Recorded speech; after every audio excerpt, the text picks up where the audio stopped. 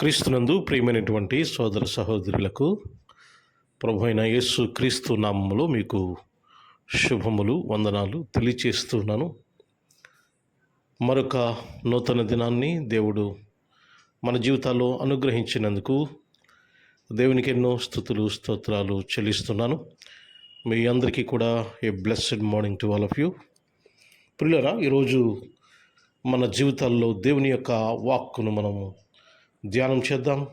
ఆయన సత్యాన్ని మనము తెలుసుకుందాం.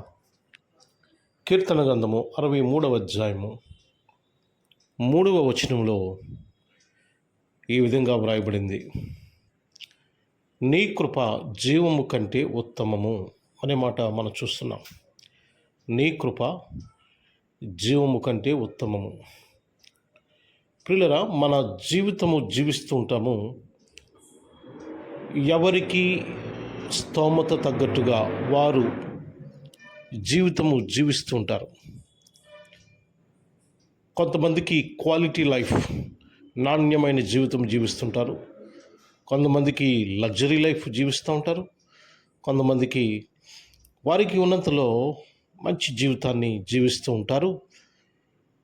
ఈ జీవితము మనము ఈ లోకములో ఎంత జీవించినా, మనము ఈ లోకములో ఎలాంటి జీవితం కలిగి ఉన్నా, ఎలాంటి వస్తువులు మనకున్నా, ఎలాంటి ఆస్తులు మనకున్నా, ఎలాంటి సంపద మనకున్నా, ఎంత గొప్ప జీవితము జీవిస్తున్నా, పేరు ప్రఖ్యాతులున్నా, ఏది ఉన్నా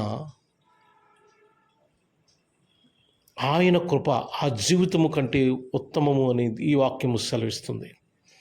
నీ కృప జీవము కంటే ఉత్తమము అంటే మనము జీవించేటువంటి జీవితము కంటే ఆయన కృప ఉత్తమము అంటే గొప్పది. ఎందుకంటే ఆయన కృప ద్వారానే మనం ఈ జీవితాన్ని కలిగి ఉన్నాము. మనం మంచి బట్టలు వేసుకోవచ్చు, మంచి ఆహారము మనము తీసుకుంటూ ఉండొచ్చు, అలాగే మంచి గృహములో మనం ఉంటూ ఉండొచ్చు. ఈ జీవితము ఎంత మనము క్వాలిటీ లైఫ్, కాస్ట్లీ లైఫ్ జీవిస్తున్నా సరే, ఈ జీవితము కంటే దేవుని కృపే ఉత్తమము, దేవుని కృపే గొప్పది. ఎందుకంటే దేవుని కృప ద్వారానే మనము జీవితంలో ఇవన్నీ కూడా కలిగి ఉన్నాము అనే సత్యాన్ని మనము తెలుసుకోవాలి. ప్రియమైన సహోదరి సహోదరులరా, ఈరోజు మీ జీవితంలో మీరు అనుకున్నది లేదు అని మీరు బాధపడుతున్నారేమో ఒకవేళ.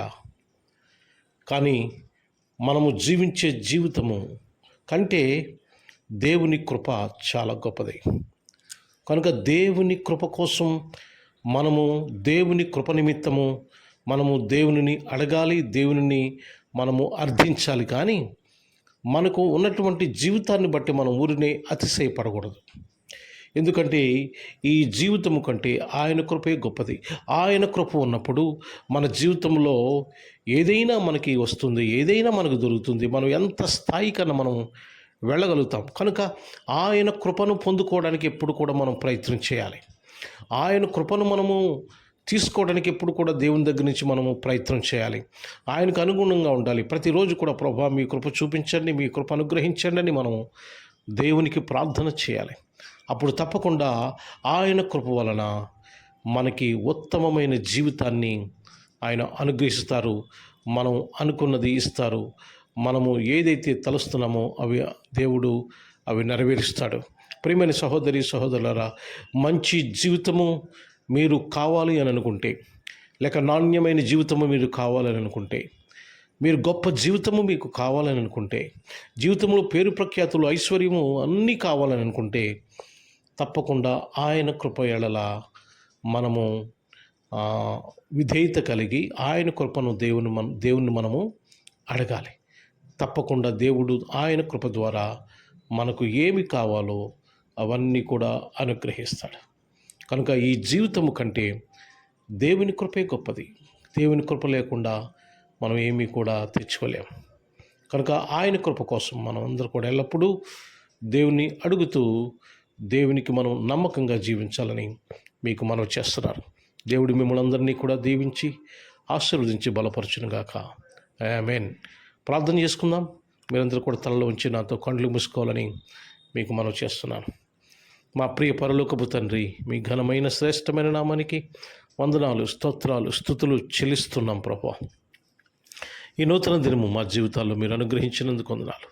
ఈరోజు మీ యొక్క వాక్యము నుండి సత్యము తెలుసుకొని, జ్ఞానము నింపుకొని, విశ్వాసముతో నింపి ప్రభా మేము బలపరచబడడానికి మీ కృప అనుగ్రహించినందుకు మీకెన్నో స్తుతులు, స్తోత్రాలు చెల్లిస్తున్నాను. ఈరోజు మీ ప్రియబిడ్డలందరినీ కూడా పేరు పేరున దీవించండి, ఆశీర్వదించండి. వారు ఏ ప్రయత్నం మీద వెళుతున్నారో, ఏ ప్రయత్నాలు చేస్తున్నారో, ఎక్కడికి వెళుతున్నారో, ఏ ఉద్యోగాలు చేస్తున్నారో, ఏ వ్యాపారాలు చేస్తున్నారో, ప్రతి